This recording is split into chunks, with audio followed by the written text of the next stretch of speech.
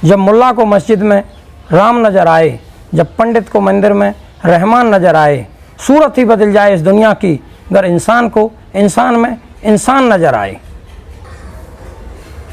एक साल में आता है होली का त्यौहार, सब मिलजुल कर गले मिलो, भूल जाओ तकरार, भूल जाओ तकरार, यार मत करो छलावा, धरी पेट में गांठ फेस पे रह दिखावा। कहता इंदर लाल देश में हैं त्योहार अनेक, दुनिया भर के मेले देखे ना होली जैसा एक।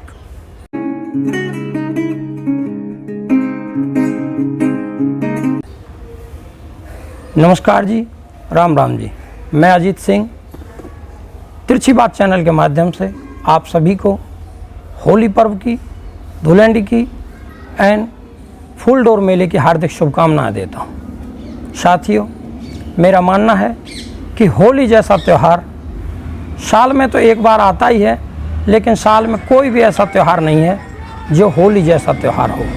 क्योंकि इस त्यौहार को हम सभी भाईचारे के साथ मिलकर मनाते हैं। बाकी त्यौहार हम सब अपने परिवार के साथ मनाते हैं, लेकिन होली जैसा त्यौहार अपने आप में रंगों भरा है, रंगों का त्यौहार है।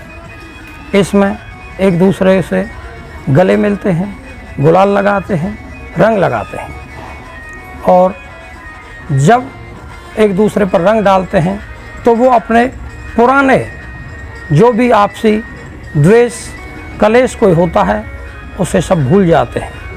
यही इस त्यौहार की, यही इस पर्व की अनूठी मिसाल है।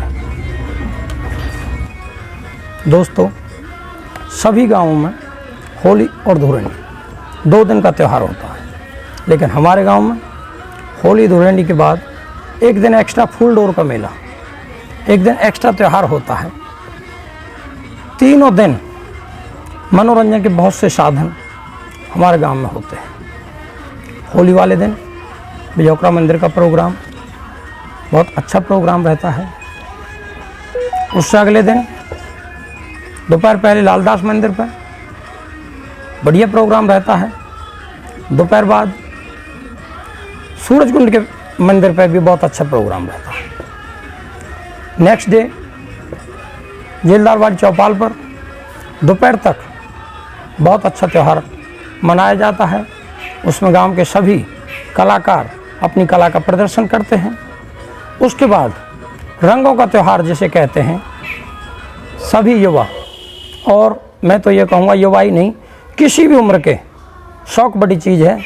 हाथों में बड़ी बड़ी पिचकारियाँ लेकर सभी चौपालों पर जाकर आपस में एक दूसरे पर रंग पिचकारियों के माध्यम से डालते हैं, जिससे इस मेले की अनूठी छटा बिखरती है, जिससे नाम होता है हमारे गांव का कि सौंद गांव का फूल डोर का मेला।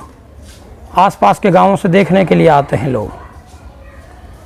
तो साथियों, इस त्यौहार को आपसी भाईचारे से मनाएं, किसी भी प्रकार का इसमें विघन न डालें, और अगर कोई विघन इसमें डला भी हुआ है, पहले अगर किसी के मन में कोई शंका, कोई आपसी द्वेष अगर है भी, तो उसे इस रंगों के त्यौहार के साथ ही मन से निकाल कर फेंक दें। ये मैं आपसे हाथ जोड़कर प्रार्थना करता हूँ। साथियों, कुछ लोग इंतज़ार करते हैं कि होली का त्यौहार आ रहा है, भाई खूब शराब पीएंगे। ये बिल्कुल गलत बात है।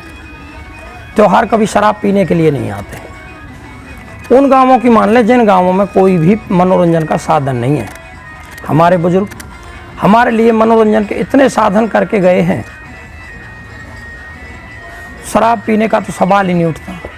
मनोरंजन जैसा चाहो वैसा करो, गाने बजाने का मनोरंजन, मंदिरों पर जाओ, चौपालों पर जाओ, रंग लगाओ, गुलाल लगाओ। और रही बात मूड बनाने की, नशा मूड बनाने के लिए भी हमारी पंचायत, हम तो पिछले 20-30 सालों से देखते आ रहे हैं, पंचायत हर होली पे भांग की तली बनवाती है और प्रत्येक घर में वो पहुंचाई जाती है। वो मूड बनाने के लिए वही काफ़ी है।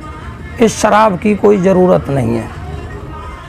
भाईचारे की मिसाल को कायम करने के लिए शराब को छोड़ना बहुत अच्छी बात है, लेकिन मेले के टाइम पर शराब पीना बहुत बुरी बात है। हमने बहुत से मेले देखे, बहुत से गाँव के मेले सुने, 2-2 दिन मेले, 3-3 दिन मेले चलते थे, लेकिन शराब की लत ने उनमें कलेश पैदा करे और उन लोगों ने उन मेलों को बंद कर दिया। अगर शराब का सेवन इसी प्रकार बढ़ता रहा तो वो दिन दूर नहीं साथियों, जब हमारे गांव का मेला भी ये बंद करेंगे, हमारे पंच इस मेले को बंद कर देंगे। मेले की गरिमा को बनाए रखने के लिए नशाबाजी ना करें, सभी के साथ मिलकर चलें, आपसी भाईचारे को बढ़ावा दें। जब आदमी नशा कर लेगा तो भाईचारे को बढ़ावा कहाँ से देगा? अपने नशे में ही रहेगा। इसलिए अगर नशा करना भी है तो बाकी दिन पड़े हैं, मेले के दिन कम से कम शराब ना पिएं, यही हम उम्मीद करते हैं आप लोगों से। भाइयों, पिछले 4-5 सालों से सुनते आ रहे हैं, पिचकारी चलने के तुरंत बाद सुनने में आता है कि बच्चों की आंखों में जलन है, आंखों से पानी बह रहा है, दिखाई नहीं दे रहा है, लाइट के सामने खोली नहीं जा रही आँखें, हॉस्पिटल भी जाना पड़ता है, दवाई भी लानी पड़ती है, कुछ लोगों को कुछ नहीं होता है। फिर बातें चलती हैं गांव में कि भाई नकली रंग आया है, रंग में कांच आया है, रंग की गड़बड़ी है। साथियों, मैं आपको बता दूं कि इसमें रंग की कोई गड़बड़ी नहीं है। ये गड़बड़ी है उस पिचकारी के प्रेशर की। पिचकारी की प्रेशर इतना है, आप खाली पानी पिचकारी में लेके देखो, सीधी आंख पर मार के देखो, आंख खुलेगी नहीं। ये प्रेशर की कमी है और इसमें कमी हम सब की है।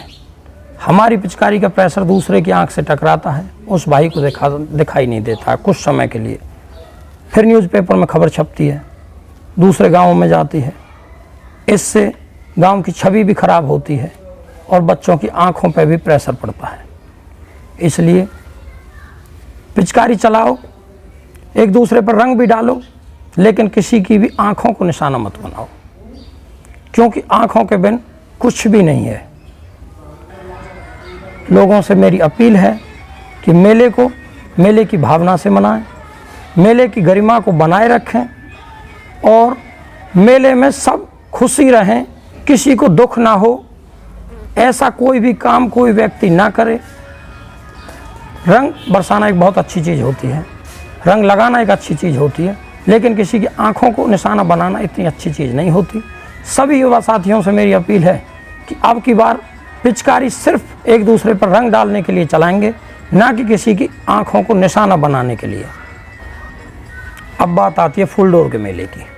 कुछ लोग कहते हैं भाई फूलडोर के मेले में तो हार जीत कैसे होगी? अरे ये कोई खेल थोड़ी है जो हार जीत होगी, ये मेला है, मेले की भावना से मनाओ। और फिर भी सभी साथियों से मैंने अपील तो की है कि पिचकारी आंखों पर ना मारें, लेकिन फिर भी अपने सुरक्षा के इंतजाम भी सभी भाई को लेकर चलने हैं। सिर पे कानों पर स्वापी या अन्य कपड़ा बंधा हुआ होना चाहिए और आंखों पर चश्मा भी लगे हुए होने चाहिए पिचकारी चलाने वाले सभी बच्चों को, जिससे आंखों को, किसी की आंखों को नुकसान ना पहुंचे और मेला बहुत अच्छी तरह से चलता रहे। और एक बार फिर होली की हार्दिक शुभकामना है। रंगों का त्यौहार सभी के जीवन में रंगों की छटा बखेरे, ये हम भगवान से प्रार्थना करते हैं। और अंत में मैं फिर वही बात कहना चाहूँगा कि जब मुल्ला को मस्जिद में राम नज़र आए, पंडित को मंदिर में रहमान नज़र आए, सूरत ही बदल जाए इस दुनिया की, अगर इंसान को इंसान में इंसान नज़र आए। राम राम जी, नमस्कार जी।